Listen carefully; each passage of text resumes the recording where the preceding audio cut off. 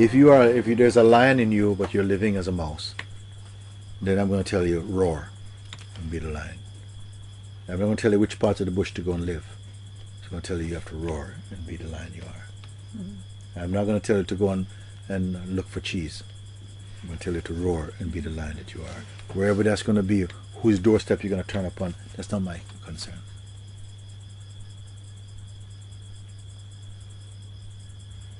I think life is big enough.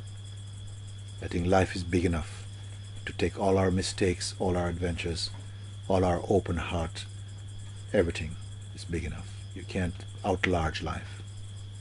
So whatever you do, somehow, if it comes from your heart and life takes care of it. If it comes from your mind, your heart and life take care of it. Something you're going to help you on your way to come to a better understand, to grow up. Some people just not growing up, you're just growing old, but not growing up. And just doing the same thing, putting your life on somebody else's lap all the time and so on. But it's not really a true surrender. It's just a weakness. Surrender is not a weakness. Surrender is a strength. It takes a tremendous strength for someone to really surrender the life to God. It's a tremendous, it's something like, most people are too afraid to surrender. They belong too much to themselves to surrender. So they conceive that, surrender is a weak thing. Surrendering, somehow offering your life up to the supreme, to the cosmic unfolding, that in a way is a tremendous thing to reach. People take many years, approaching full surrender in their life. But I don't want to shrink down to some little thing and apologizing, oh, I made a mistake. I don't make no mistake, I tell you. If you're a lion, don't be going around going, meh. And I say, well, no, I don't know you. I don't know where you come from, what tribe you are. If you come to a lion, you have to roar here. But there's not a roar of arrogance or stupidness. It's like to open your heart up to life. There's too many people living untrue to themselves. This I say. But when something comes from the truth, it never becomes a burden for other people. Not really. Of course, you have to discern that if you make a step in your life for freedom, maybe your family may not agree with you. Maybe some people close to you may not agree with you. You cannot take responsibility for how they feel about you like that. But you can play your role in a good way. You can say to them, really, I really have to do this. I love you with all my heart. But for the moment, I can't listen to what you say because what you say is too small for me. It's just too tight.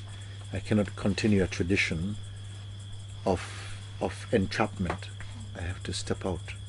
So please forgive me in your heart if you feel I'm doing something wrong. But my heart is ablaze with this fire and I have to follow it. You speak to them, then they must catch up in their own life. What the hell did she mean by that? Leave them with something to figure out. But don't just disappear next minute, where is she? She's in Venus. What? No, you can say to your family, like, I just have to do this, and I'll write to you once in a while or something, if this is your thing. But I'm not advocating a life, look, this is Mooji's way. No, my way is your way. Go with your heart's way. That's my way too.